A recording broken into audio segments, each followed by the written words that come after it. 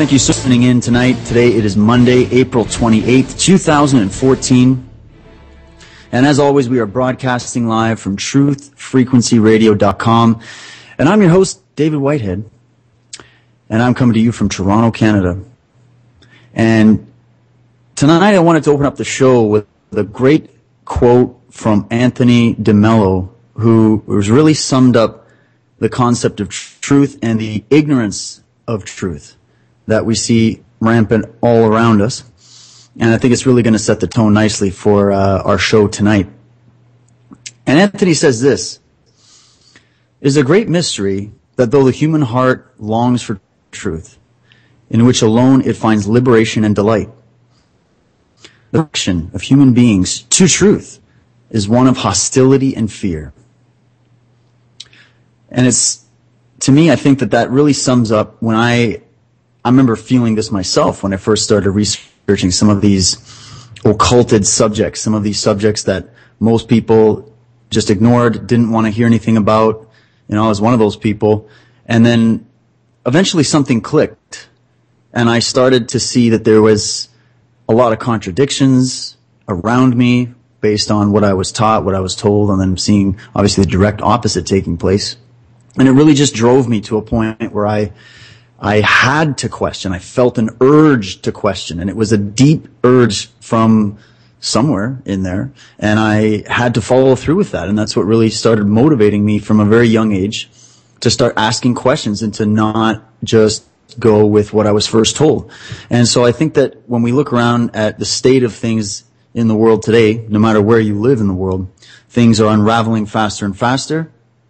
And we're seeing a contrast between those that are interested in learning the truth about what's really going on and that want to question and really peer behind the veil. And then there's obviously those that are choosing to willfully be ignorant of what's going on. And of course, that's just adding to the problem. So I really think that quote kind of sums it up. And what we're really trying to do with a show like this is to take an honest look. Put aside a lot of things that might be deeply ingrained in us, especially when we approach subjects like what we're going to be discussing this evening.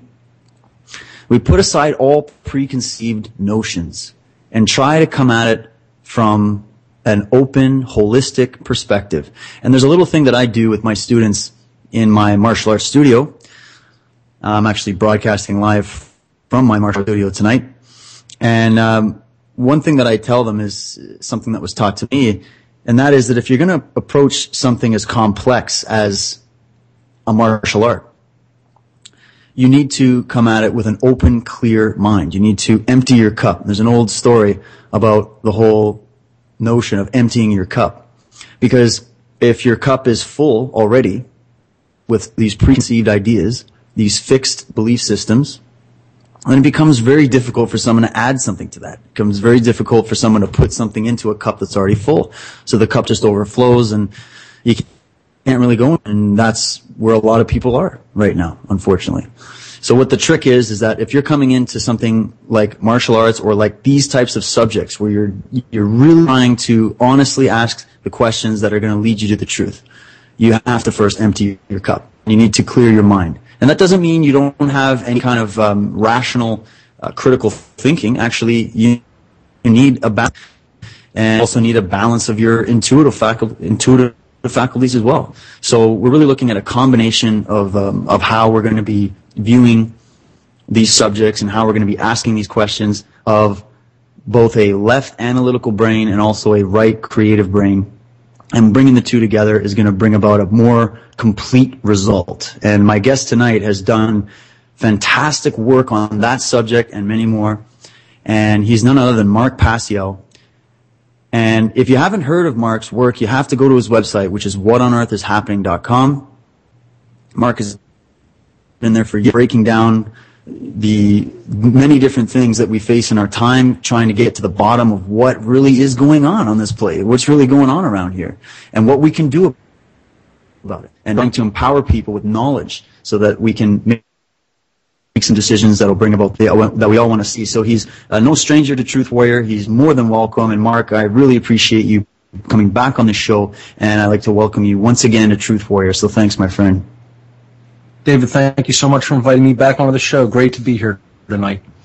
Well, I'm so glad it's you coming on, my friend, because I've been really diving into the subject that I wanted to talk to you about tonight, which is discussing the nature of human origins and a lot of the ideas out there, a lot of the theories out there, and maybe getting down to the bottom of what your opinion is and what your assessment is on that. But before we get into that subject, I wanted to just ask this question in general, especially because this show, we have new people coming in all the time.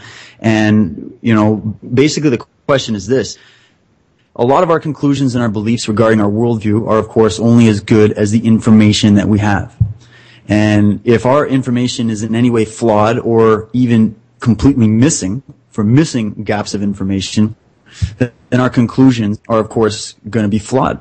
So what can we do to bring ourselves back into alignment with what is true? I mean, the only way to achieve that is to get access to the right information. So what would you recommend for people in that regard when they're researching a subject like human origins or occulted subject matter in general, of which you cover greatly in your work? What kind of suggestions would you have for people when they're starting this journey or even on this journey at all to get a clear and accurate picture about what has really gone on in the past, what is really going on now, how it all really works? Now, I would have two major suggestions. The first would be what you might call depth of field. Okay, you want to do as eclectic variety of research as possible, meaning you're not going to want to have a unidimensional view by studying a topic as broad as human origins or the fundamental root causes for the current human condition by looking at maybe one or two researchers' work and say, I got it all figured out. Okay? A lot of people tend to do this, actually. I mean, that may sound self-evident by saying it like that, but you'd be surprised how many people, read one researcher or two researchers' work and say, well, that's all there really is to know on this, and I formed my opinion based on that work, and that's definitely the wrong way to go about coming to the conclusion of any given topic, what the truth is about any given subject matter. You want to maintain, as I've said, depth of field. So you want to do eclectic research, and that means gathering your sources of information from far and wide and from many different perspectives. And that means you can't just read things that agree with, what you, the hypothesis have formed in your mind that you're trying to do research to understand, okay, to come to a conclusion of, or to prove or disprove, okay? You want to research things that are saying the opposite of what you may think or the direction you may be currently going down. You want to have all different viewpoints expressed in the work that you're going to research. So that's the first thing the first part of it is you want to gather source material from as eclectic a variety of sources as possible. And that just means from a wide variety all over the place that don't necessarily concur with each other, that haven't necessarily looked into all the same things, because you want a broad base when it comes to gathering your grammar that you're going to then process in the next step of the methodology. Okay, of truth discovery, which is then going through all of it and logically looking at all those different pieces that you gathered and then processing that information and weeding through it, weeding out logical inconsistencies, comparing and contrasting the information to find out what makes sense, what doesn't make sense, what areas should be further explored deeper, and what areas possibly shouldn't, that may be just, rampant speculation or something to that effect, or wishful thinking. And that's how you proceed with any given line of inquiry. So that's the first thing. And many people don't have any experience whatsoever in that type of research. They don't do research like that. Like I said, people will read one thing. If they agree with it intuitively, they'll pursue that and then, accept everything maybe along those lines or by whatever researcher they happen to explore. And if it doesn't concur with maybe their preconceived notions of how they were already thinking, then they'll say, no, I'm going to throw out anything that I come into contact with that promotes anything different than this worldview that I currently have. So that's my first suggestion. Eclectic variation in your research materials. And that really does mean keeping an open mind. People who don't understand how I do my research have in the past made accusations and said things like, you only read what you already agree with, or people that already, have come to similar conclusions as you. Absolutely not true. Absolutely not true. I mean, I read things by people who I would consider absolutely sick and demented to that point. That to the point where I don't agree with their entire worldview or what they're saying, and I'll still read the viewpoint that they're putting out and consider it. It's been said that the hallmark of true intelligence is being able to entertain any given notion or line of inquiry without at first immediately wholesale accepting it as being true or wholesale rejecting it as not being possible. You have to be able to hold it in your mind, consider it, process it, and work with it without accepting it wholeheartedly or rejecting it out of hand. That's what real intelligence is. That's what real open-mindedness is. That's being on that borderline when it comes to teachability. Teachability is a blend, a mixture. It's a balance between a skeptical line of inquiry and mindedness and a very small modicum of trust when it comes to hearing new information for the first time. But if we fall too far into that skeptical mindset, then we're rejecting new information that could be true because we're attached to our existing paradigm so much. And then if we go too far into the trusting realm, we could be accepting hope, just logically processing it and coming to an accurate conclusion about its veracity. So, that teachability curve that I talked about in my natural law seminar is so important to understand where we want to be when it comes to being able to process information and come to a determination of whether something is true. You want to try to be as close as possible to the top of that bell curve that represents a good mixture between skepticism and open-mindedness. That's where real learning happens. And I would say that's where we're going to be in the best position to come into contact with the truth.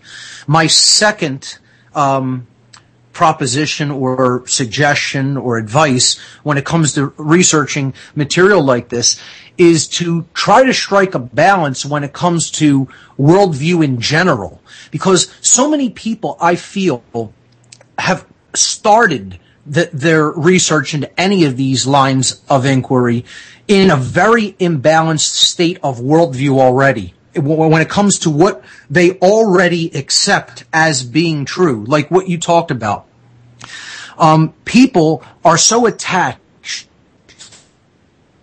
to a pre-programmed way of looking at the world, and that pre-programmed worldview, or, their fundamental axioms that they have come to already accept through programming, is already in a state of fundamental imbalance. And let me just give a couple of examples of this, because it's very important to understand that when you start from these levels of imbalance, and indeed they are imbalanced worldviews, okay, what you're really doing is you're already cutting yourself off from possibility, as far as I am concerned, because of how extreme the worldview is. Okay,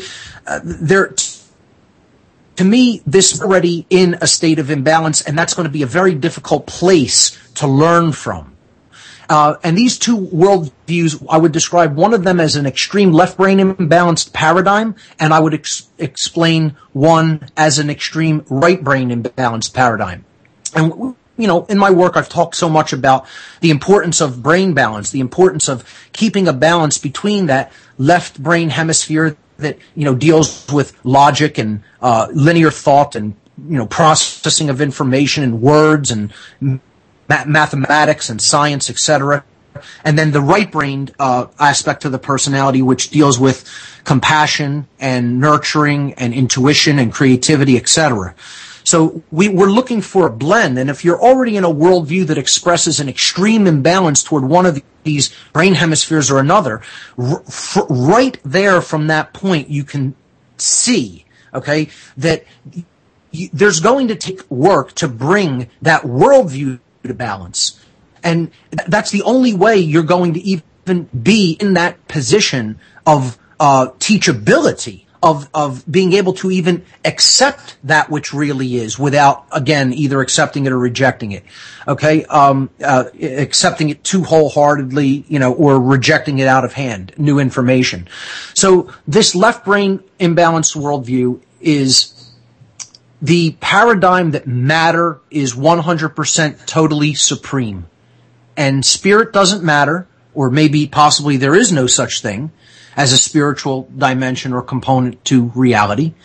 And we are permanently and hopelessly controlled by matter in the form of the genes that make us up and the DNA that makes up our physical mechanism. In other words, you're going to look for every single causal factor in the realm of matter. That's the only thing that makes any difference. That's the only thing that means anything. There is absolutely no purpose to anything else. There is no dimension to anything else. The only thing that has anything to do with anything of any significance or importance is the interaction between atoms, and that's it. Okay, and subatomic particles. So this is a very extraordinarily left-brained Newtonian/Darwinian paradigm. Okay, it says matter is supreme. Human beings are hopelessly controlled by genes. Whatever the genetic component of the human being is, that's their nature. It really can't be changed. It's locked in. And just as a computer program is bound by the code that comprises it, we're bound eternally by the code that comprises up, which is just the random interaction of particles and molecules and atoms and subatomic particles.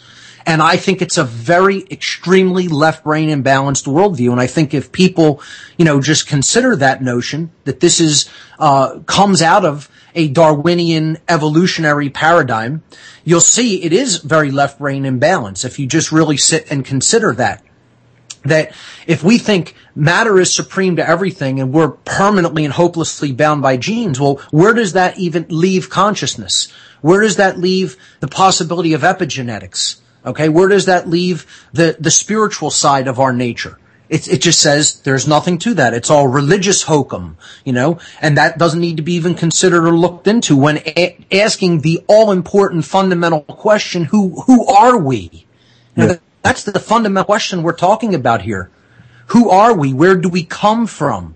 What is our nature? Where are we going? What is our current condition?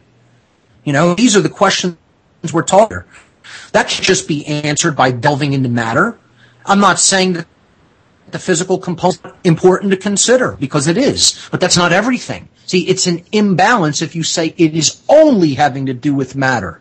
And see, let me just give you an example of what this often leads to, right? If you take this out to its extremity, to its logical conclusion, you might say, when it comes to left brain imbalance, I've actually heard people express the notion, because they are such staunch Darwinists and staunch believers of this Darwinian, quote-unquote, evolutionary paradigm.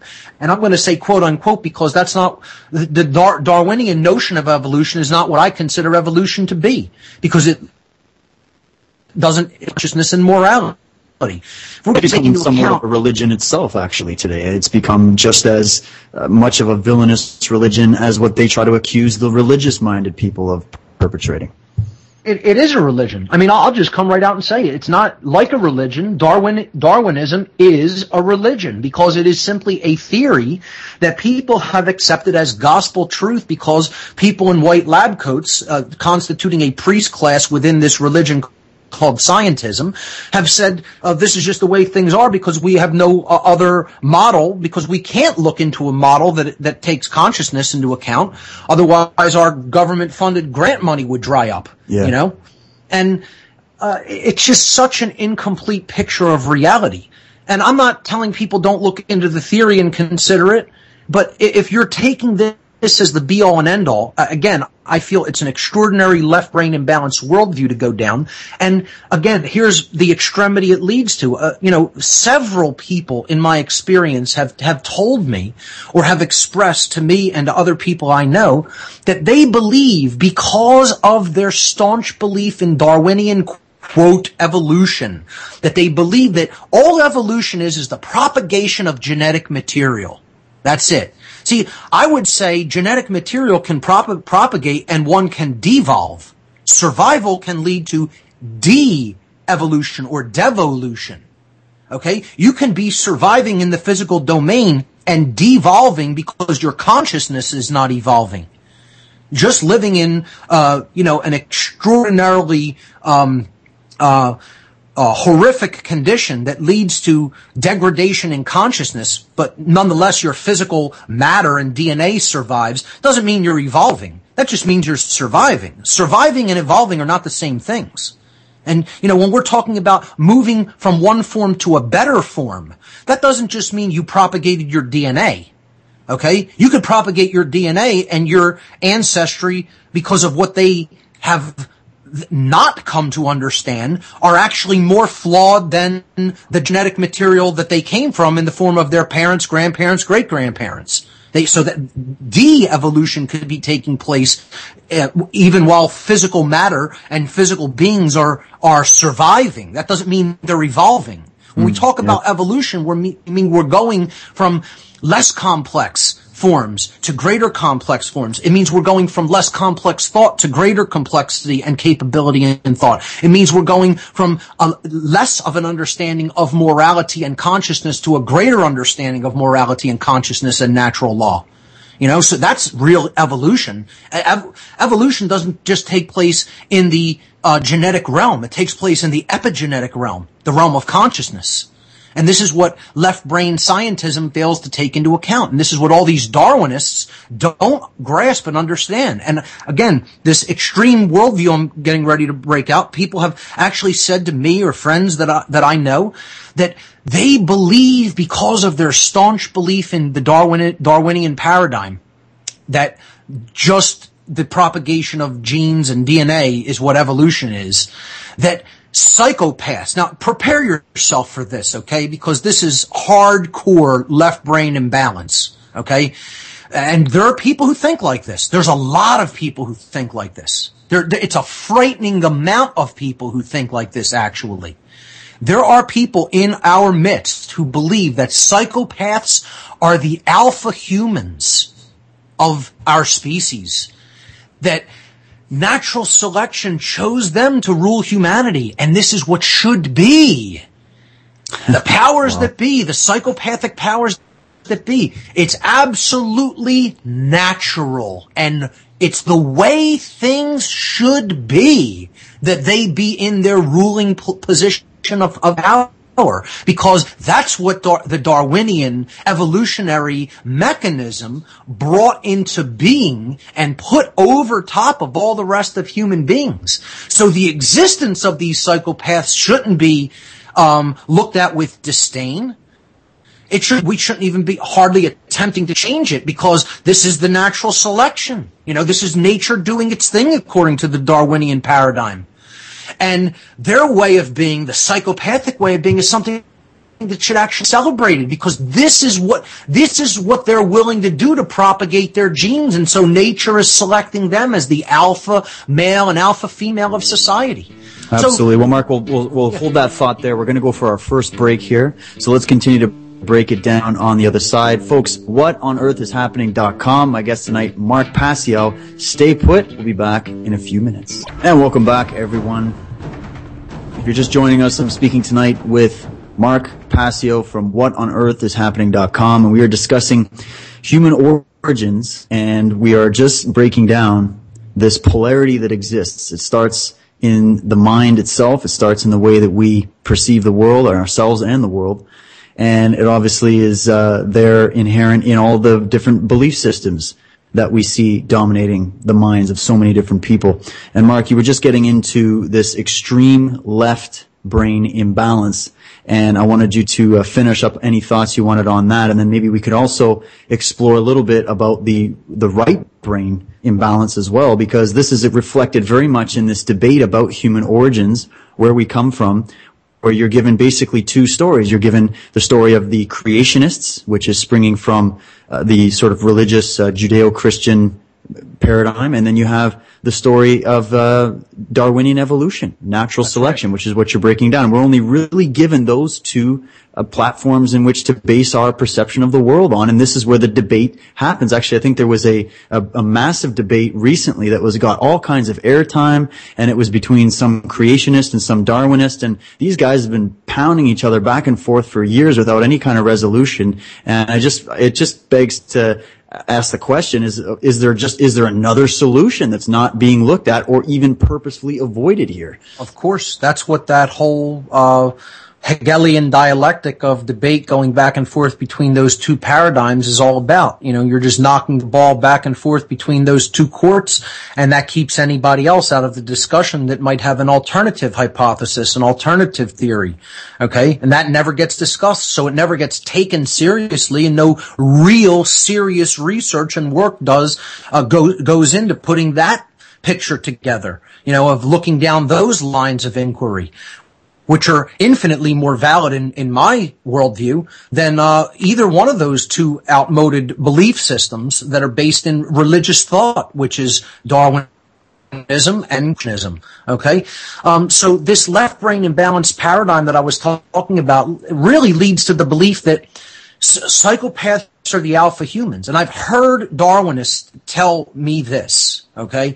So, and I see this attitude in people. So it's not something I'm just stating to people and saying this is out there. I've encountered people who think like this, a lot of them. Okay, it's a recurring theme, actually, that keeps seemingly coming back to me in my life, as if the universe is trying to tell me, by putting me around people who think this way, you have to understand how poisonous this is. You have to understand how many people think like this. You have to expose this.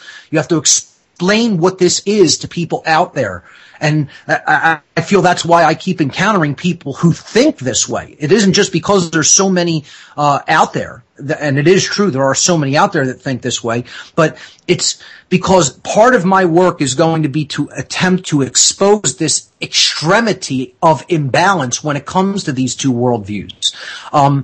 So the left brain imbalance, they think, because of their rigid belief in the Darwinian paradigm, that psychopaths are the alpha humans, natural selection chose them to rule over humanity, and so their existence and their way of being isn't something we should be challenging. It's actually something that should be celebrated, or even worse, something that we should aspire to emulate.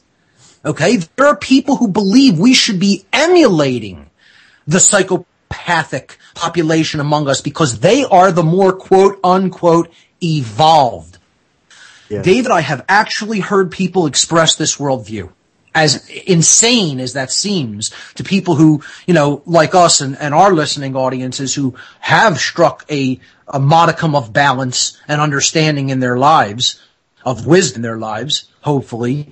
You know, as insane and extreme as that sounds, we have to understand we are surrounded by people who have that paradigm in their mind. I can totally back you up on that, because I experience this also on a regular basis, and it just seems rather convenient, does it, that this paradigm exists out there. All of our social structures are modeled after it completely. If you just watch that documentary, The Corporation, it really just gives people a sneak preview into the minds behind these corporations and how these corporations themselves have been diagnosed to be psychopathic in nature. That's right. There's a lot of people holding them up. So it is our belief in this belief that is holding the chains around us in our society today, right? That's exactly right. You know, and you'll see that commonality in the opposite worldview as well, in the opposame worldview, I should say, to quote the researcher David Icke, the term opposame. Two things seem like they're opposites, but they're really the same thing. They're a form of imbalance when it comes to worldview, or the view of who we are, okay, and what the nature of reality is, that keeps things the way they are. That's what these two brain imbalanced paradigms, whether it be left brain or right brain imbalance, these paradigms, the belief in them is what is holding the dynamic in place the way it currently is. It's what's keeping human slavery in place as the current human condition. So let's look at the right brain form of imbalance when it comes to the answering the question, who are we? What is the nature of reality? What is nature? See, these two worldviews or paradigms, they go to not only express this imbalanced view in most people's minds of how the world is, but also what human nature is. We could get to that too. Because most people have absolutely no idea what human nature even is. They come down on these two sides. Again, it's a dialectic, a polarizing dialectic of, is human nature good or is it evil? Is it fundamentally perfect or is it fundamentally flawed? When I would say neither of those situations is human nature. Human nature itself is fundamentally something altogether different than either of those two positions. We'll get to that. Let's look at this right brain imbalanced paradigm when it comes to just, the universe in general. You hear this so much with often New Agers or very religious individuals. And, there really is no difference between that. The New Age paradigm is just another religion. It's just another form of right brain worldview that is out there as a control mechanism. Absolutely. So you hear things like this. The universe is just something that is an unchangeable state of being. It's just eternally like the way that it is, okay? And there's nothing we can do about any situation because spirit is supreme to matter, okay? Will doesn't come into the equation, I'm telling you, David, I've had New Agers look me directly in the eyes and with a straight face say to me, there is no such thing as free will. Free will is a complete illusion.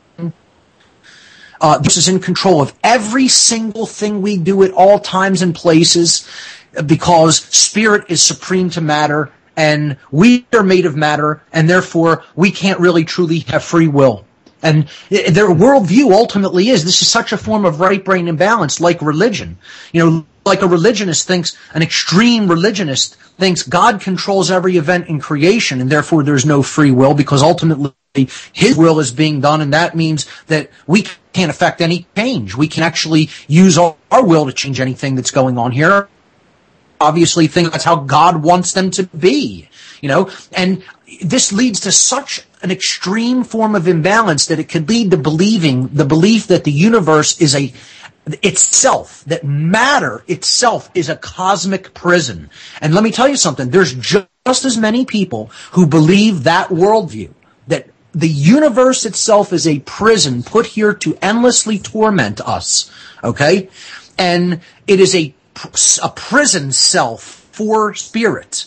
It is, you see how there's no balance here? It's one extreme to the other. Yeah. The Darwinian paradigm is matter is a dead mechanized substance that isn't imbued with any consciousness, but it's supreme to everything. And like a clockwork mechanism, it controls everything through the interactions of these meaningless, purposeless subparticles. Okay? But then you see the other extreme. Spirit and consciousness control everything, but they're making things the way that they are, so there's no free will at any kind of an individuated level, and there's nothing we can do to change anything because it's all predetermined. Okay? And it's just a torment for us. Matter is a torment for the spirit.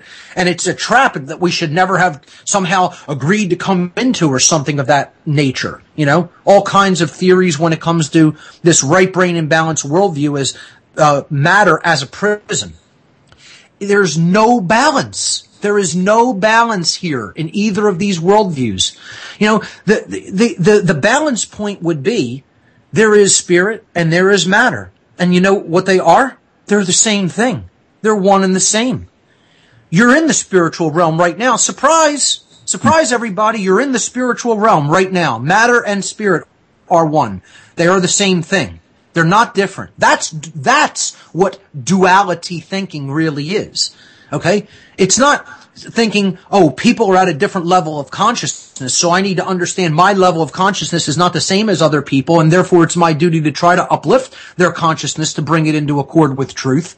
No, that's not dualistic thinking. See, people will say it's dualistic thinking to think anybody's at different levels of consciousness. No. It's dualistic to think that somehow matter is supreme to spirit or that spirit is supreme to matter. It's dualistic to, think one way and then not act in the way that you say you think. That's dualism. That's internal contradiction. Where we need to be unified, unity consciousness happens within. We bring our thoughts, our emotions, and our actions into alignment with each other such that there is no contradiction between those three modes of consciousness, those three expressions for consciousness. That's unity consciousness. Okay? And unity understanding of the nature of reality is understanding that neither matter nor spirit is supreme. But most people are starting off with one of those imbalanced worldviews when it comes to the nature of reality. And they lead to things like the belief that psychopaths are somehow the alpha humans and have been chosen by Darwinian natural selection, or the idea that the universe is an actual prison for the soul and there's nothing you could actually do about it. It's something that's unchangeable, and it's a spiritual trap. Okay? Such imbalanced worldviews. You know what another one of the worldviews that this right brain imbalance paradigm comes down to? It leads to the belief in pacifism. The pacifist religion, that only evil can ever wield force. That is a valid tool set of evil, but to wield force to free oneself from oppression is off limits. That can never actually be done. God forbid, because that wouldn't be spiritual. You're using the flesh, you're using force. God forbid you might use a weapon to free yourself from slavery, As if that wouldn't be your right to do so if you're being held as a slave. Yeah, they're saying you're missing out on the experience or the lesson if you decide to defend yourself while somebody is beating you up with a crowbar, as opposed to. There's nothing spiritual in that. Yeah, nothing exactly. spiritual in that belief. That is a belief system that is based in self-loathing. And I'll say it again. Let me just say that emphatically. Pacifism is a belief system that is based in self-loathing. Okay? I'm not asking you to accept that. I'm not telling you that's my belief. I'm telling you that's eternal truth. Eternal truth. Now put that in your spiritual pipe and smoke it, New Age community. Okay? That's where pacifism comes from. And I'm not talking out against the non-aggression principle, ladies and gentlemen, so please don't get it twisted. The non-aggression paradigm and pacifism are two entirely separate worlds. Okay? Non-aggression states don't aggress against your fellow man by coercion or trying to usurp his rights or take his property. Okay? That means don't engage in violence. I believe strongly in non-violence. Violence is always wrong. But that doesn't mean that defensive force isn't an inherent right. When you are accosted by violence, you have a right to respond with defensive force. And it's your choice whether or not you would be acting within your rightful ability if you chose to engage in defensive force when you were accosted with violence. There is no higher or lower pathway when it comes to choosing a non-forceful approach or a forceful approach if you are already confronted with violence during coercion. There's no higher or lower path. It's a choice. It's a personal choice. You would be within your right responding either way. And these so-called spiritualists and these so-called New Agers, they really need to understand this bigger way because they don't understand it at all. Well, they're a very fitting. right and balanced worldview. Yes. It's so fitting, Mark, that you're bringing this up because I have this conversation with a lot of parents, some of the children that I work with. Of course, I'm sure you're aware that there's an epidemic of bullying that's just getting incredibly out of hand, and it's beyond anything that a lot of people have seen. Even I can remember when I was growing up through school and all of that, and it's just getting out of hand. And I think that what it has to do with is the fact that a lot of these kids don't understand what you're talking about, what you're trying to break down right here, which is that they're telling me to my face that their teacher is telling them to stand down when some bully is accosting them, and just go look for a teacher. And this is what they teach you in society as well. Well, if somebody's breaking into your house and they're going to kill you or steal your property, your only task is to just phone the police and wait for help to arrive. Well, I'm sorry, by that time, they're going to get away with whatever they were going to do, and the cop is just going to be there to write up a report. And the same with these kids that are getting bullied, is that they're being taught to not have the instinct to react, and to actually, that would put an end to bullying right away if everybody knew it's an evil out there, and these kids are all empowered, and they're willing to stand up for themselves. So I think that this is such a strong and important message when we're dealing with this type of stuff that's rampant in our society. Oh, absolutely. You know, and you said it best. If somebody is going to burst into your lair and do damage to what you have put together, what you have made by the sweat of your brow, and possibly do damage to yourself and your loved ones, you know, believe me, the first place I'm going to go, folks, if that happens in my lair, isn't going to be to a phone. Okay? The person's going to get a rude awakening if they tried that here, because I won't be going to a phone and waiting for help to arrive. Okay? They would find out that I'm not a person who is defenseless, and I would use my inherent right to self-defense in an active capacity at that point. You know? Because if the lives of my loved ones are threatened, I'm not going to remain passive and inactive. Okay? So this is what people have to understand, that enlightenment is actually about a streetwise spiritual approach. It is about putting together the non-aggression principle with the self-defense principle. That's the sacred wedding. That's the sacred union that we need to strike that balance through. Understanding the non-aggression principle, that's the sacred feminine pathway. Don't aggress or coerce your fellow man and conduct violence against your fellow human beings or animals. And then the sacred masculine principle is the principle of self-defense. If you are accosted by violence, you have a right to physically defend yourself. And if you're held in a state of duress, you have a right to physically end that duress, you know, by the physical defensive use of force. Okay, to put that duress down. And this is what people don't understand. We're already living in a state of duress. We're living in duress right now. You're actively living under duress. You know, but people won't admit that or acknowledge it. And, you know, they want to say that somehow evil has in its toolbox somehow the right to use force. Yeah. You know, they rightfully call that violence. But responding to that level of violence and duress and coercion with force isn't violence. Again, you know, to go to this model of two kids fighting in a school, the teacher wants to try to say that if one kid punched another kid in the face and then the other kid defended himself and used the fist to defend against that other person, that he would be responding with violence. No, he wouldn't. The first person enacted the violence. They initiated the force unrightfully. That's called violence. The unrightful initiation of forceful action. That is what violence is by definition. It has everything to do with who initiates it, who starts it. So this whole thing that when teachers and mothers and, you know, whoever, so-called authority figures say, it doesn't make a difference who started it. You are both acting violently. No, wrong, incorrect, absolutely incorrect. The person who started it is the one who engaged in violence and aggressed against the rights of another person to remain harmed in their body. Okay? That's who engaged in violence. When somebody defends against that kind of violence with the defensive use of force, they weren't engaged in violence. They were engaged in defensive force. There's a total world of difference between those two things. And people who consider themselves pacifists have it absolutely wrong. Okay? They are not both violent behaviors. If you think that, you are wrong. Period. I'm not asking you, again, to accept that or believe it. I'm telling you it's the unchangeable, absolute truth. And the ego hates hearing a statement like that. Yeah. It hates hearing a statement that there is a definitive, absolute difference between force and violence. And they are not the same. They are diametrically opposed forces. Okay?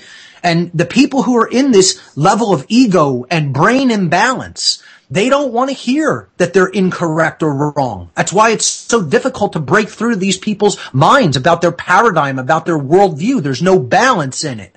It's completely imbalanced, and in many cases, it's 100% wrong. And it leads to poor choices, and it leads to poor decision making.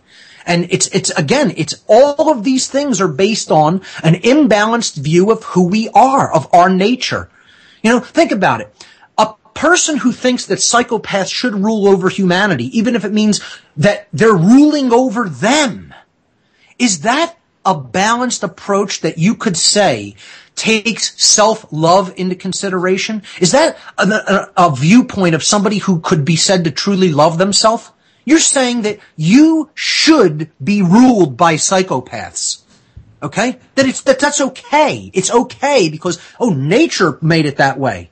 Because I believe in Darwinian evolutionary theory so much as a religion that I think it's fine that psychopaths rule over me and consider me their slave. Okay? No, it's not fine. That's not okay. That's not right. It's completely immoral. And if you were really coming from a position of self-love instead of self-loathing, that would never be your worldview. It couldn't be your worldview. Now, the same thing. If you believe everything is just a prison, it's put here for your personal torment and the personal torment of all the other souls on this world. Okay? Is that coming from any kind of a position of balance or self-love? Or is that coming from self-loathing? Is the right brain imbalance that comes with the position that no matter what kind of violence is used against me, I would never lift a finger to defend myself with the physical use of force because I'm too much of a damn coward? Does that sound like a position of self-love? It doesn't to me. I'm sorry. It sounds like deep self-loathing to me. And what this stems from is an inaccurate understanding of human nature. And this is where, again, we're attempting to answer the question, who are we and where do we come from? These are the fundamental psychological predispositions or underlying psychological worldviews that have to be considered before we even look into the possibility of human origins, of true human origins. Because these worldviews are what are coloring our ideas of ourselves. It's what's coloring our idea of where we come from and who we are. So what do people think the nature of humanity is? You ask people, well, what is human nature? And you'll get all kind. I'm going to do a social experiment, okay, with people who are not familiar with my work, okay.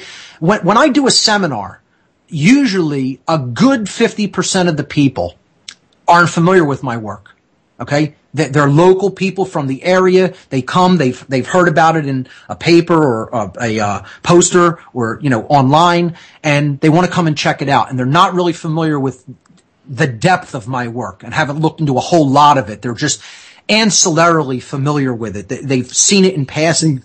They've watched a YouTube video or two. They don't have that depth of field that I was talking about at the beginning of the show when it comes to the material I've put out there. So I like to ask them, what is, in one word, tell me what you believe is the nature of humanity in one word. And you'll get all kinds of different things. You'll get things like from divine to angelic to demonic to insane to hopeless. I mean, you name the quality, just flawed, broken, perfect. You'll hear the whole range of, views when it comes to human beings either being good or evil. Yeah. Okay. And what I've been trying to say since day one in my work is the nature of humanity, of the human being itself. Its condition when it comes into this universe is neither good nor evil. When a baby is born, is the baby good or evil? I mean, most people wouldn't look at a baby and say that's an evil thing. But is that baby a good being in the state of hardly any knowledge? Just being there. They are a being, right? A newborn baby, let's say a one week old infant child laying there in a bassinet or something like that. You look at that child, what is its nature? Could you say that its inherent nature is goodness? Because what is goodness? Goodness is choosing right action over wrong action once you clearly understand the difference between right and wrong. That's what being a good person is. Well, that child doesn't have the ability to do that. They hardly have the ability to act, walk, can't even take care of themselves at that point. So is that their nature? I wouldn't say it's their nature, nor would I say is evil that being's nature, because these are the two views of human nature you have, and that's what it means. What is the inherent condition of a human being? Well, there's no better way of looking at the inherent condition of a human being than looking at a newborn baby child. That's such a great point, Mark, and we're heading up to the top of the hour here. So sure. We have a second hour ahead of us, folks. This is fascinating, and I'm really glad that Mark is laying the groundwork for what we're going to be discussing in hour number 2. So don't go anywhere. We'll be back here on Truth Warrior in just a few minutes. And we're back, folks. Welcome. Thanks for tuning in.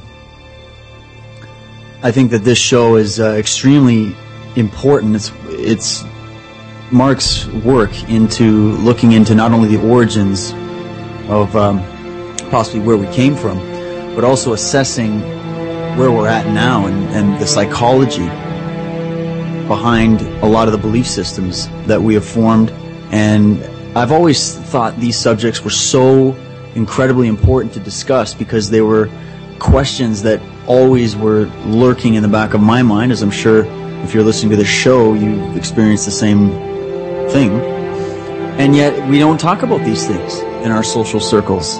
This is not considered dinner conversation. This is not something that you speak about with people in passing. Most people want to ignore talking about these types of subjects because of the implications. And another thing that I found very interesting was the amount of division that there is amongst people in regards to these subjects in particular. The main questions that as living, breathing human beings we should have, which would be, hey, how did I get here? Why am I here? What's my purpose? What's my nature?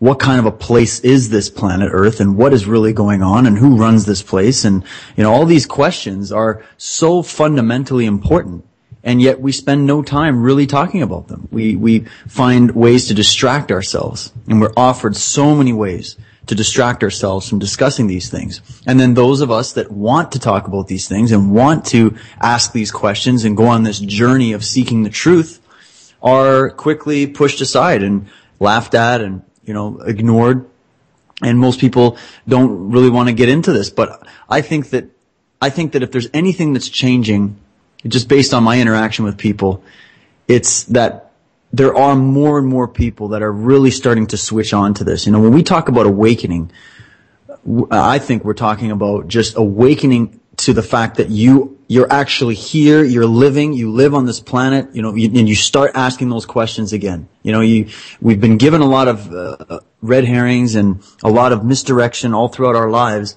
and we've been surrounded by theories, and we've been surrounded by all this infighting and this battling that's going on to try to answer these questions. But of course, the truth is there. It remains. It is what it is, and the goal that we should all be striving towards is to align ourselves with what that truth is, whatever it may be, regardless of what we want it to be.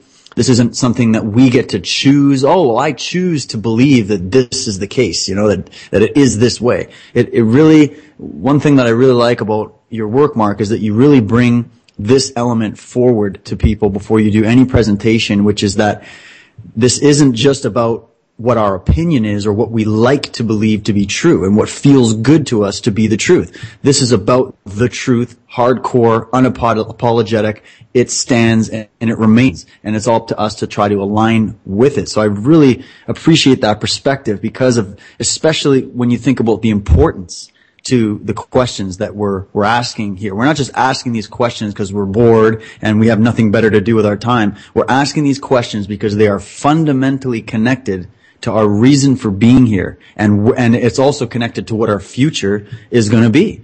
And that's so right. I think that it's unbelievably important. So please continue, Mark, breaking down a lot of these different things that hold people back from maybe pursuing these questions and where they continue to get lost along the way. Yeah, I would say one of the things is that people have accepted the notion that we can never know the answer to these questions. And I think that's one of the biggest lies that is out there. You know, this is the giving up of all possibility of hope and change for the betterment of the human condition. When you say the truth can't be known, we'll never know what the truth about that is. Well, the truth is knowable. Again, the universe doesn't, create a condition and endlessly torment us with the ability not to understand the causal factors for that condition or what the actual nature of that condition is.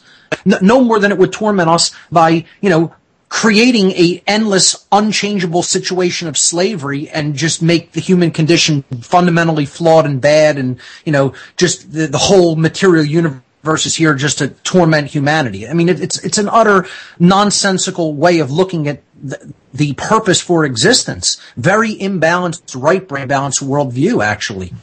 But, we were talking about the question of what is human nature? And, I was giving the example, you just imagine yourself standing there over a bassinet with a 1-week-old baby in that, in that bassinet and just say, ponder that being for a moment. What is its nature?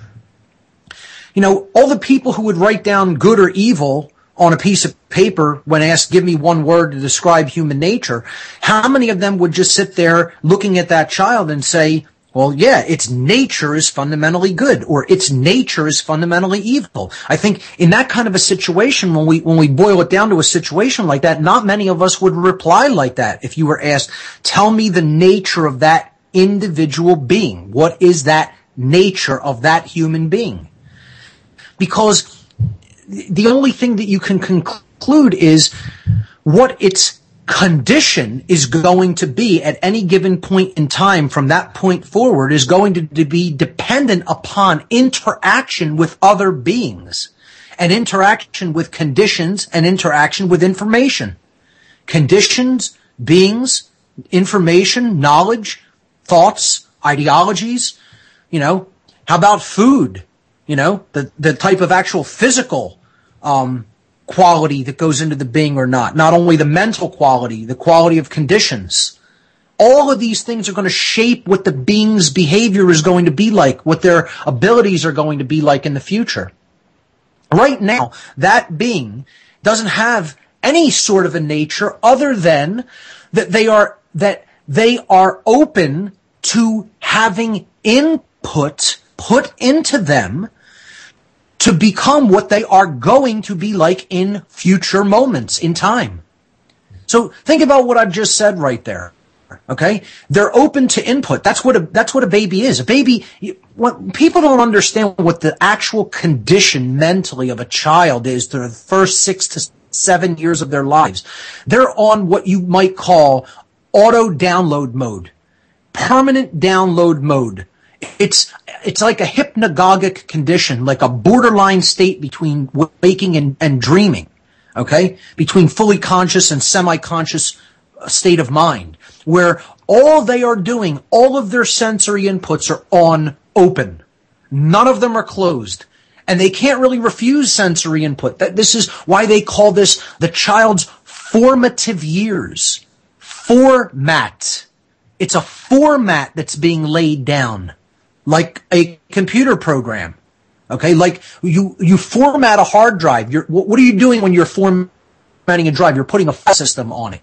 The file system is going to tell that hard drive, how do I handle and store all the other things that are going to come into me over the years? That's what a human being is doing in the first few years of their lives. They're being formatted, and they take in that format. Everything coming into it, it comes in almost unchallenged. They start making sense of it later and start the weeding through process, later on when they start developing rational and critical thinking skills. So if the file format that's getting laid down there in the child's formative years through the conditions they're around, through the people they're around, if that's horrible conditions, okay, the child's formative years is going to lay down a bad file system format. Yeah. Literally. like if we were to lay down a flawed file system format on a computer, okay, anything else you try to feed into that computer, the integrity of that data would have to be called into question.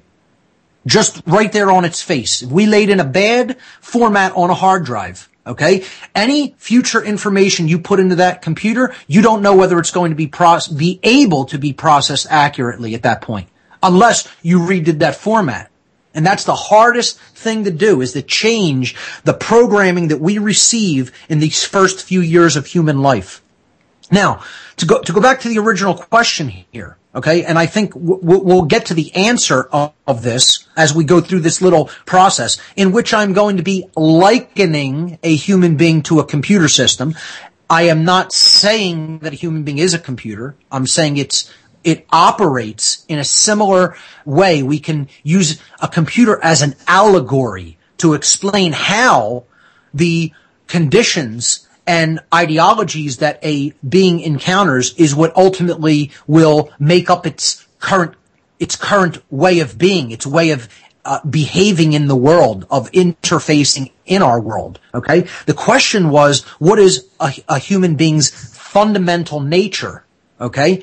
And if we have a bad file system format, which is the conditions during a child's formative, if we have then, say, after that, culture comes into play, okay, because we're operating within a system, the operating system or environmental conditions of the culture in which we are born. Somebody who is born in the savannah of Africa or something like that isn't necessarily going to have the same cultural operating system at work, the cultural conditioning at work, as somebody born in the Bronx, New York. Okay, it's going to be a different environment, and therefore a different operating system is getting laid down for individual, depending on where they're at and what's at work around them. So the operating system is our culture that goes onto the hard drive after the file format when we're growing up. And then we have software programs that get input into us. These are belief systems that comes from our culture and comes from the people that we interact with during our early years, developmental years, and then right up into our adult years. So let's say all of this is getting input into the being. They get the formative conditioning in their very early development, usually by their parents and family members. Then the operating system goes in. That's the cultural programming. Then more software programs go in, usually very dogmatic belief systems about how things actually are that are taught to them by people who are already programmed according to those belief systems.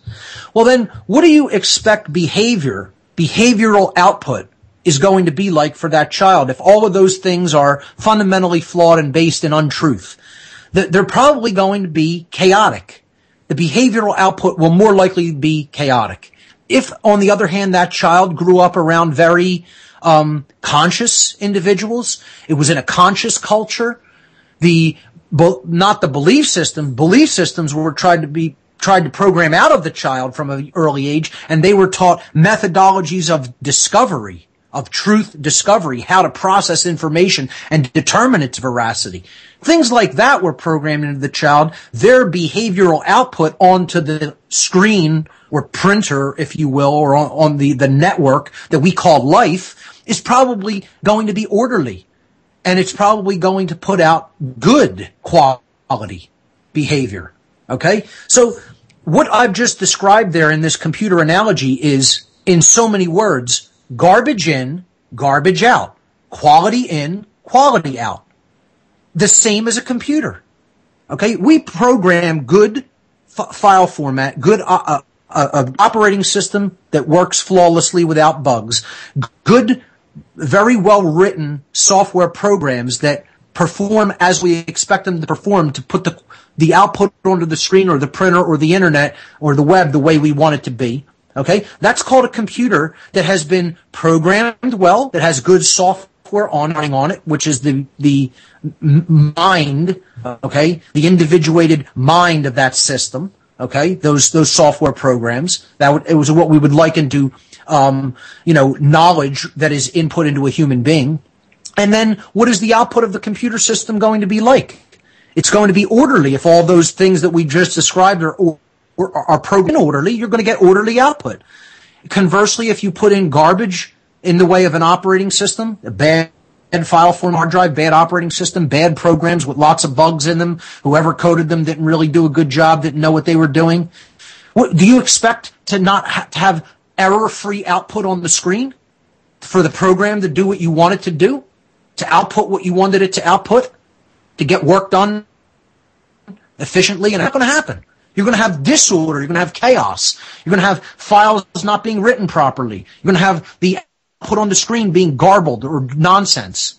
You know? Exactly. And I mean, you're not going to get anything done that way. Just to further prove your point, Mark, I mean, this is in everybody's face. I mean, think about it. Just even the way our bodies react to the type of food and water that we put into our bodies. I mean, this is evidence there. So it's funny how people have difficulty applying this mode of looking at things, assessing people and assessing the current state of the world or people in their lives.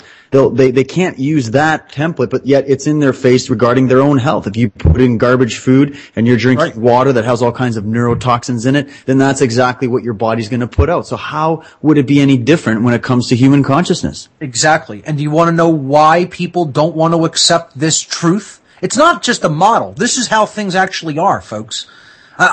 There's a correct answer as to what human nature is. It's not a belief system. I don't have a belief about what human nature is. If I had a belief about what human nature is, I'd come on the show and I'd say, hey, human nature is great. It's wonderful. We're divine beings. Everything's fine because we are of a divine essence. If I could come on the show and I could tell you the opposite. I could say human beings are just fundamentally flawed. You know, that whole original sin thing. We were just screwed up when we were made and we're just bad people. And that's just why the human condition is the way that it is. We're fundamentally bad. Neither one of these things is true. And there is a truthful, correct answer regarding what human nature is, ladies and gentlemen, that it isn't my belief system about it. And this is, you want to know why people don't want to grasp this? They don't want to accept it.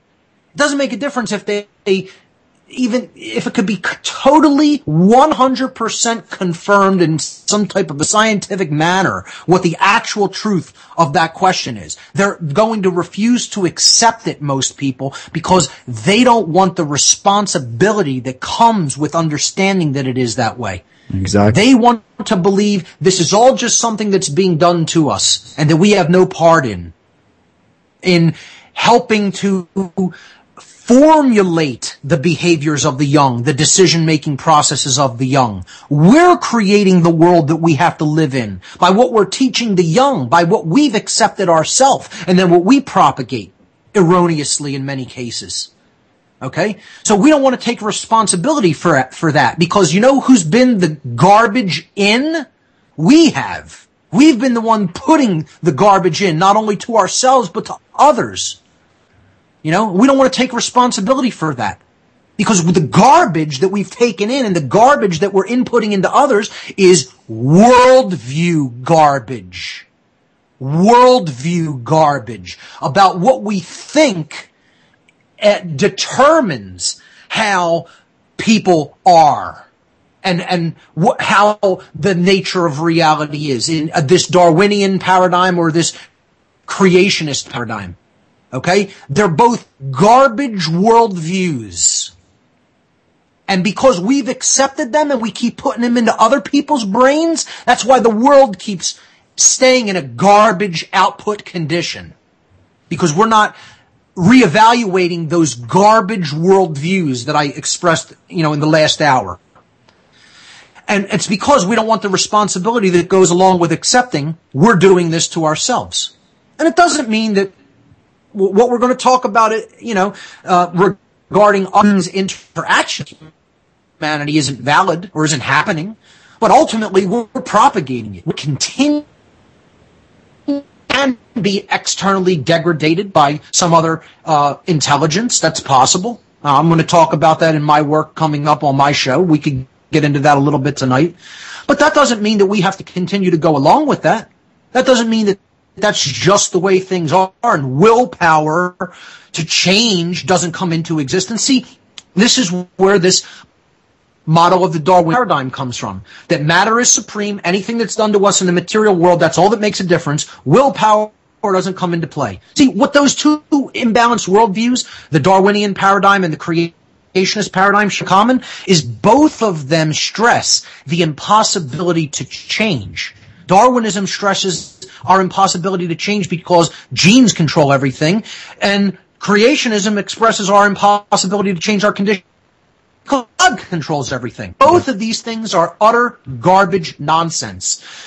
Everything can be changed except natural law, the governing dynamics that are ultimately the boundary conditions for the behavior of intelligent beings in the universe. That's unchangeable. The physical laws of nature are unchangeable. We can even counteract those if we know enough about how they work for times. Okay? But that doesn't mean that you can take them out of operation, out of existence. They are eternal laws that exist at all times and places, no matter where you are at in the universe at any time or place. So those are the things that can't be changed. What can be changed are the conditions that we are experiencing because of the behavior that we have output onto the screen called life, called the world, the universe. Okay? That's changeable through consciousness, through epigenetics, through free will decision-making processes that we have 100% control over our decision-making processes when we want to, when we desire to. Okay? It doesn't mean we are the victims of the programming. See, the programming is there, but it can be transcended by will. At any time we choose something, to become something different in the moment, that's called the application of will. And a stronger force in the universe. That is the essence of the divine that exists within us. That spark of the divine is free will. That's the gift we've been given by the creator of the universe. And this is what both of these paradigms dismiss. Darwinism is saying you don't really have free will because genes are controlling your reality, okay? And you're here to just mindlessly propagate your DNA, okay, for physical survival because that's all that matters. And the creation paradigm is saying you don't really have free will because God's controlling everything. And it's His will that's being done, and you don't really have a will of your own, truly. And like I said, both of these things are complete imbalanced paradigms, 100% imbalanced. To go back to this question of what is human nature, and how it feeds into all of these ideologies, okay? There is a correct answer to that question. There is one correct answer to that question. The nature of the human being is that the human being is programmable. We are a programmable species, meaning dependent upon the information that is input into the being, the information that they have at their disposal to exercise decision-making processes and then choose through free will what behaviors they will output is actually something that can be programmed, meaning it can be changed. See, this is where people are going to have a hard time with some of the things I talk about in the future because it's going to really paint the picture that, my God, we're up against such unstoppable forces that are so much bigger than us, that are so much more powerful than us, that here's where people's mind goes, David. It goes to a point where they actually start believing anybody who's talking about the possibility of interventionism, or the possibility that non-human entities or beings were somehow at work in our origins or in the progress, or I should say non-progress of our species, okay? That means somehow they're an agent that is trying to crush hope in all human beings by saying there's forces that are more powerful than human beings that have muddled and tinkered with our developmental processes, and therefore we're powerless to change. We're powerless to transcend that condition.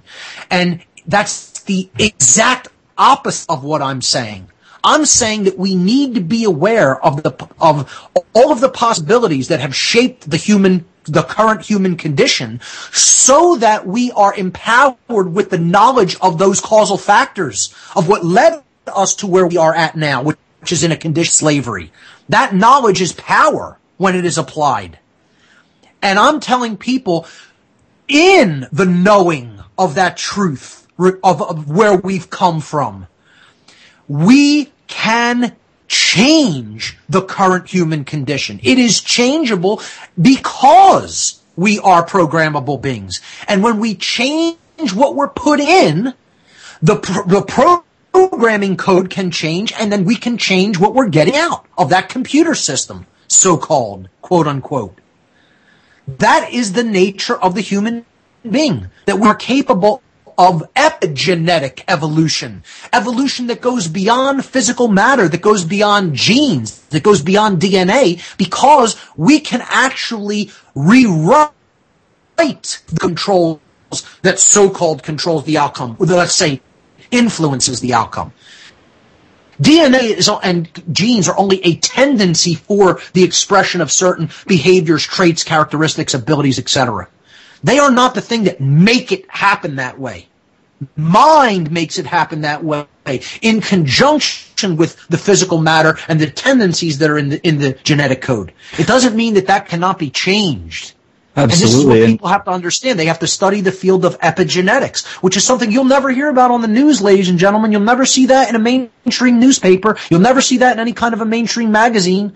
You won't see epigenetics being discussed on the newsstands. You won't see that discussed in the checkout aisle at the supermarket. You're not going to hear about it from those places because the paradigm protectors of the current system don't want anybody to look into epigenetics. Most people have never even heard that word. The word comes from Greek, epi, meaning beyond, and then the Latin term generare means to create, which is where the word gene comes from. And welcome back, ladies and gentlemen. We have one final segment here with tonight's guest, Mark Passio from whatonearthishappening.com. A question I have often asked myself, what is going on? And we are trying to get to the root of it here tonight.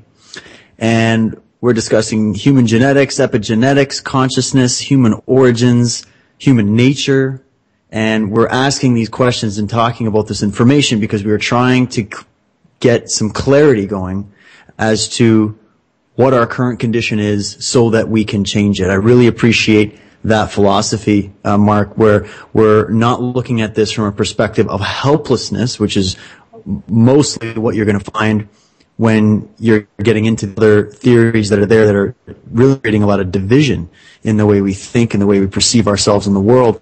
It's so much more, it makes so much more sense to view it from a place of realizing the self-responsibility principle. And even though people might be afraid of something like that, they also have to realize that that is the key to what we call freedom. I mean, we use that word, we toss it around all over the place, but a lot of people haven't got a clue what real freedom's all about. And real freedom doesn't just mean that you get to just go out there and do whatever you want. It entails a great deal of knowledge of self, knowledge of the responsibility that each and every one of us has once we're empowered with that knowledge. So the fact that we're so divided on these questions, like we're sitting here as a species completely lost. And this is what is creating the chaos. And this is why we're running around acting like children. Children are often, they often unruly, and they're everybody's trying to always control your child and keep your child under control because you're trying to, in one form or another, educate that child or format that child to understand, these different principles of morality and how to interact with friends around them and people around them and the environment. And you're going through that process of educating them. Well, the human race, as I see it, is very much suffering from that same condition where we just never fully grew up, so to speak. And I wondered if you could maybe comment on that, Mark, what your feeling is on the level of ignorance being related to a level of immaturity, possibly, where we haven't really been given the full chance to totally mature, let alone come across any kind of truth. the current human condition is slavery because we are dealing with issues of cosmic parental abandonment, ultimately.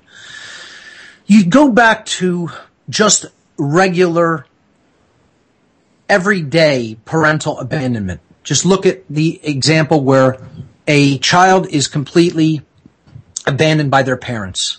What kind of psychological scars that might make in a child's life. Some children never get over it. Often what they do is they go into psychological transference, and they'll mess their own lives up in horrific ways, maybe through substance abuse or other forms of self-loathing, acting out through self-loathing, and then they'll blame that on my father wasn't around, my mother wasn't around, when I was growing up. And that could be partially true, partially possible. I'm not dismissing that, that children's parents can't really mess up their children, because that can happen. But, as an adult, we have to step into the present moment and say, this isn't the case any longer. I'm in control of my own life now. I can change who I am. This is possible. And nobody wants to hear that, because that's hard introspective work that has to be done. You want to change who you are. It can be done. The problem is you have to work at it. It doesn't just happen automatically. It's like when something has a lot of momentum behind it, you start up a train, head it down those tracks, and put a lot of fuel and ramp it up and accelerate it up to 200 miles an hour. That's going to want to keep going. You know how long some trains, as fast as they're moving, have to take to slow down? Over a mile. They have to start applying the brakes a mile before they want to stop that train. Okay? And it's the same thing. We're going in a direction with momentum. And that can be very difficult. A lot of work has to be put in there. Force has to be used. That's the scientific definition for doing work. The application of a force to get something done. That's work. Okay? So this is why people don't want to hear it. They don't want to hear you can change yourself. They want to think, oh, I'm just a victim. Yeah. We've got to get out of this victim mentality that this is all just something that's been done to us and that can be done about it.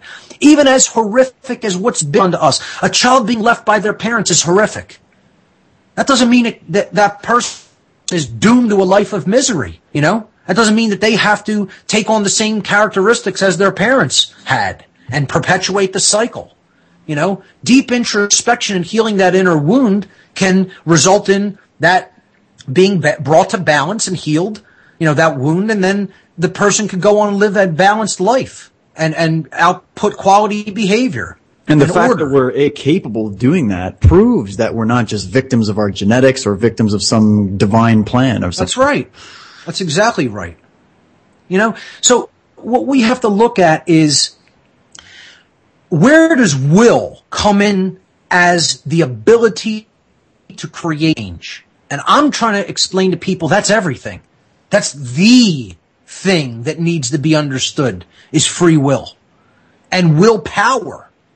But if we don't have knowledge, good luck trying to apply willpower, because you're going to be stabbing, in the dark. And you're not going to be making much headway or progress in the right direction. So knowledge is critically important. That's why people say, well, what do we have to know about human origins for? Is that important? Absolutely important. If you don't know where you've come from, how do you know the direction you're heading? How do you know the causal factors regarding why you're on that heading? You don't understand why you've been going down the path that you're on. How do you expect to make that course correction and adjustment and change it? Of course we need to know where we came from. Of course we need to know our true origins.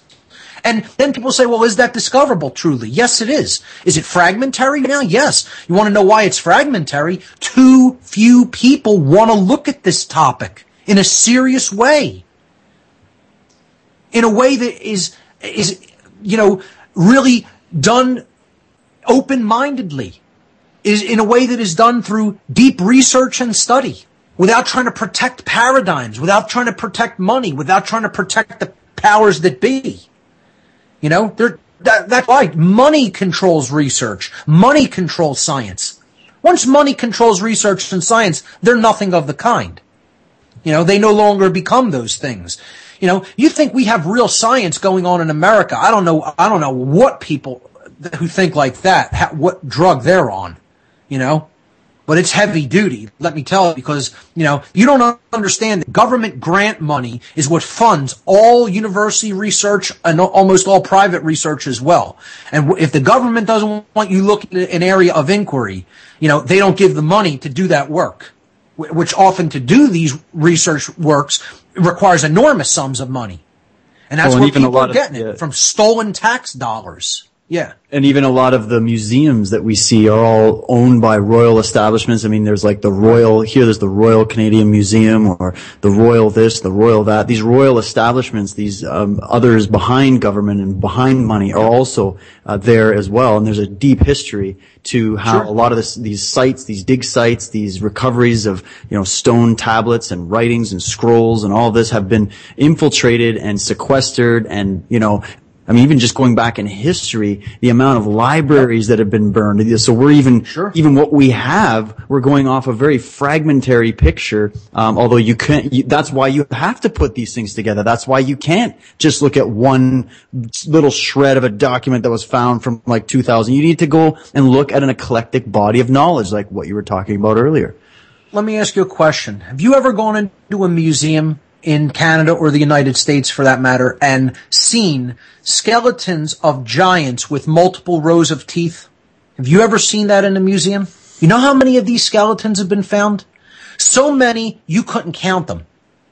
There are so many I'm going to do probably a whole show one day where I'm going to do nothing but read newspaper clippings from microfiche.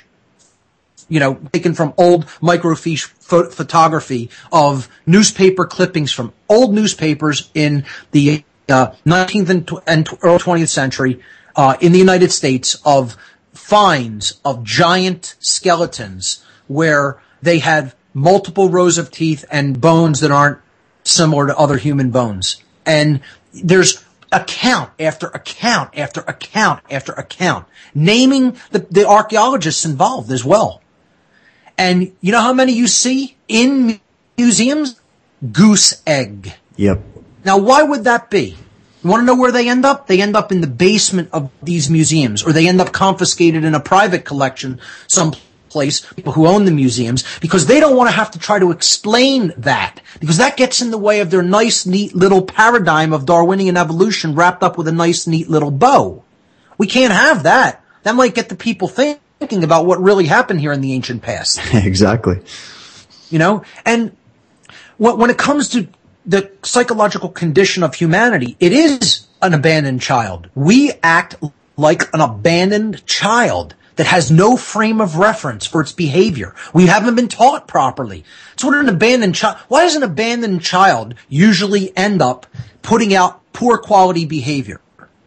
Because they haven't been taught properly by their parents. And oftentimes that situation stems from that the parents wanted to have the child for invalid reasons. How many parents out there really want to bring a child into the world for truly valid reasons? Then that begs the question, what is truly valid reason for bringing a child into the world? Okay? And if you understand that the condition of the world is slavery, would you want a child into the world under those conditions? I know many people still make that decision to do that, and I'm not condemning that. I'm just saying, that we often don't even think about these things or weigh them. How many parents have children because they want more government subsidy money, more government paycheck for, to go on the dole? So many parents bring a child into the world for that very reason. How many parents bring a child into the world because their relationship is hurting and the romance has maybe gone out of the romantic quality of love may have been going out of the relationship, and they just want to bring in a child into the world to keep the relationship together? Is that a valid for bringing a child into the world? How many people do that? People even have them as accessories now. It's almost like they get all the attention because now they have the child and now they get to wear this kid around them like it's like some new bag they just bought or something. Hey, what about this one, David? A child is an extension of my DNA, and I want to have a child just to propagate a smaller version of myself. How about that left brain Darwinian based paradigm view of why I should bring a child into the world? You know? I mean, we don't even consider how flawed and imbalanced our reasons for bringing children into the world in many cases are. And again, not in all cases, but in many cases. Now, what if our cosmic parents or beings that we may have had interaction with that acted like parents, quote unquote, and I'm saying that with tongue in cheek or take it with a grain of salt. Okay, what if they brought us into the world for invalid reasons, for selfish reasons, for reasons that only concerned them, or at least initially only concerned them?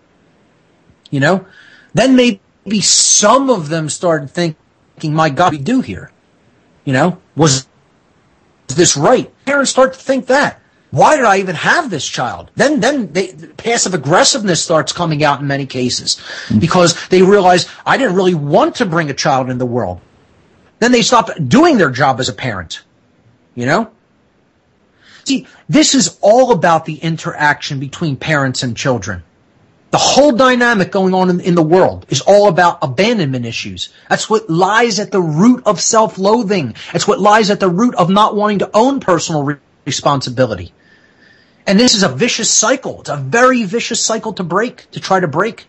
Because, once that trauma is caused, most of the time the person who's experiencing the trauma goes into one or two modes, either defense mechanism in which they play the victim, or they go into the mode where they want to be the aggressor. They want to be the person who's perpetrating the trauma so that they're not on the receiving side of it. So then the whole cycle continues. They become the new traumatizer, or they become, the person who's going to perpetuate that victim cycle and maybe even propagate it down to somebody else so that they become another person who's traumatized.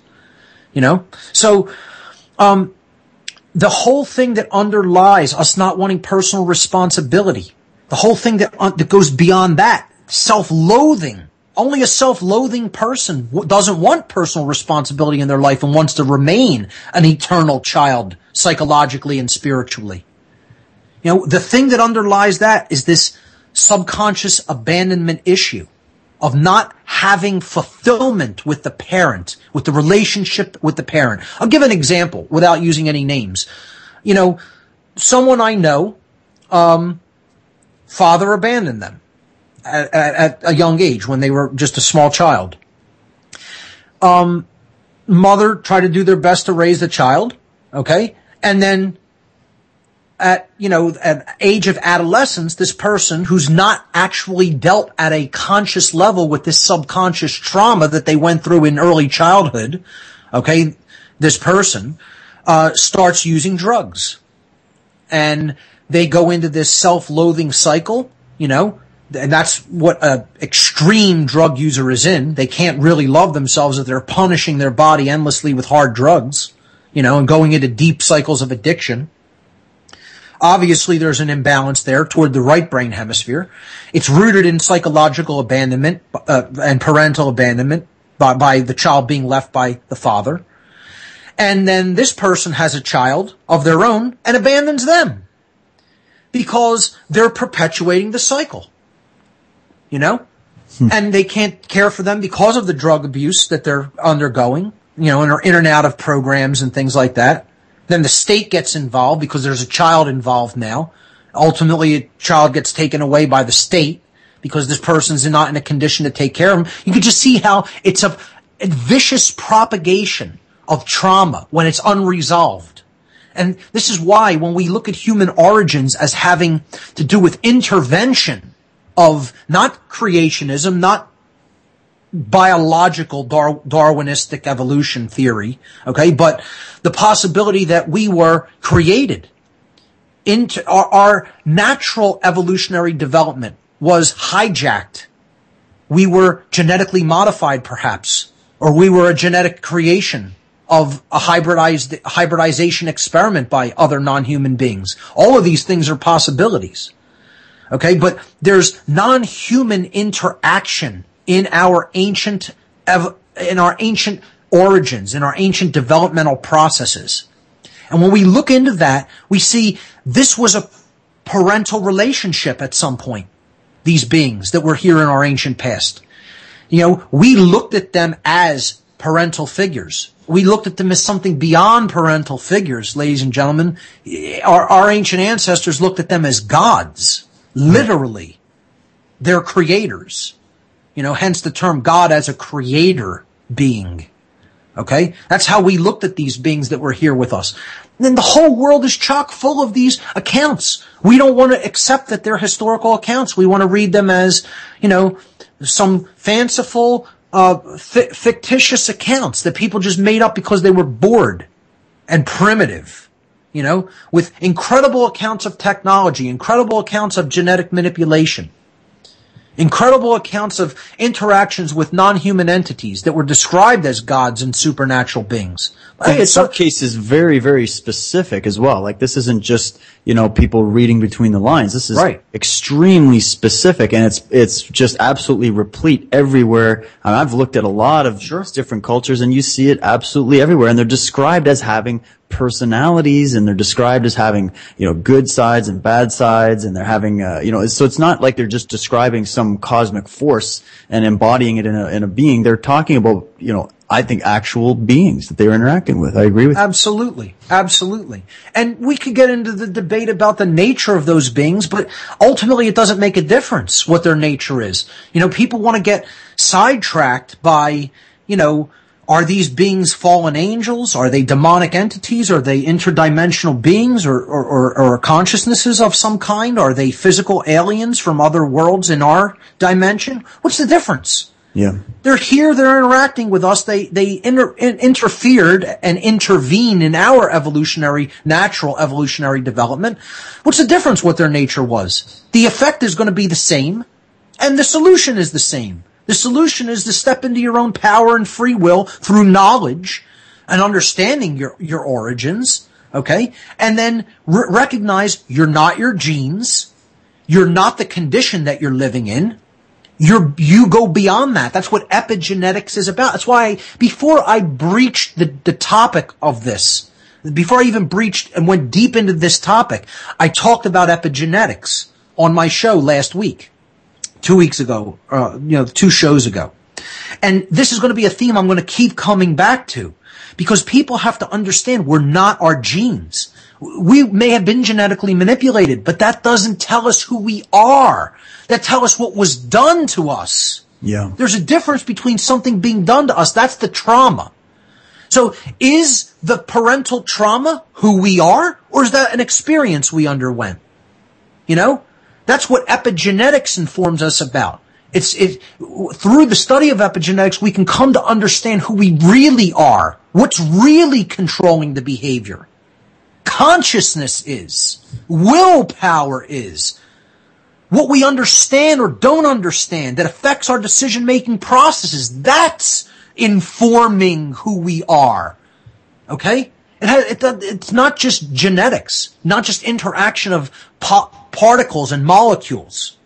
And it's interesting how that's another theme that you find throughout a lot of ancient writings and texts, is that through their way of expressing it, they were talking about this principle in so many different cases, where they're talking about the fact that human consciousness and the thoughts that you think actually affect nature and affect matter. And here we are now seeing that through these fields like quantum physics and all these, there are a lot of scientists that are coming around, true scientists, people that are able to use, both the right and the left hemispheres of the brain. They are coming around to realizing that a lot of this stuff in what's called myth and legend is actually absolutely scientifically verifiable. And so it's just interesting that you were talking about de-evolution.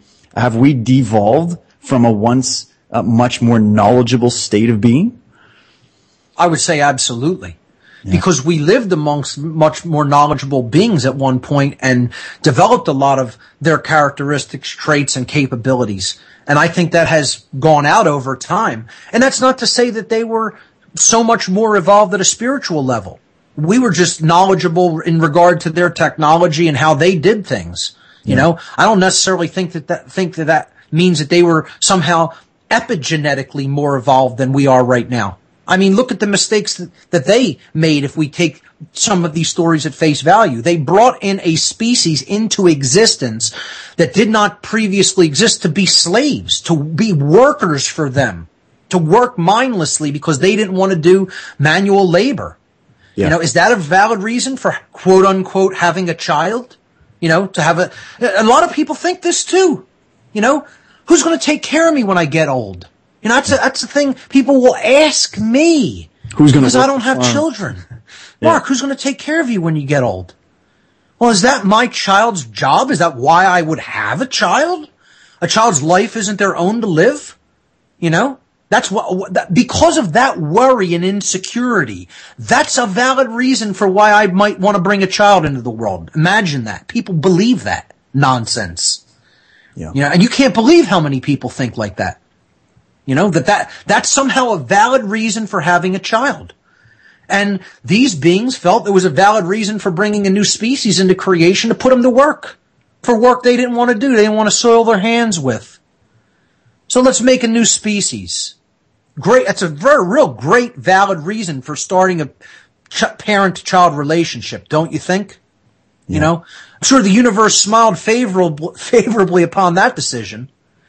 Yeah. Well, Mark, I hate to do this. We've only got about a minute, 30 seconds left before the end of the show. I must say that this topic, I'm sure we could go on for hours here. And I want you to let people know about where it would be on your website. That would be the best place to get this information from you or any future upcoming events that you might have where you're discussing this in more detail. Sure. Well, I have only very cursorily breached this topic so far. And I kind of laid out my thesis, if you will, on my video called Cosmic Abandonment, which can be found at my website, whatonearthishappening.com, in the videos section. It's not a place that I send people to a whole lot to start there, because I feel you should have the framework of understanding the current human condition and the current human psychological condition by listening to my podcasts. Okay, the former radio shows that I've done, there's 153 of them now at this point. At whatonearthishappening.com, you click the podcast tab and go back to number 1 and listen forward in order without skipping around at your own pace. And that's where the real meat of the preliminary information that builds up to this deeper information about human origins. Where I am going to get into it in extreme depth and detail is on future What on Earth is Happening radio shows. I host my own show every Saturday night on the Republic Broadcasting Network, 10 p.m. to 1 a.m. Eastern Time. So if you want to check that out, that is where on future What on Earth is Happening radio shows, I'm going to talk about this topic of human origins and the possibility of non-human intervention with our origins in great detail in the near future.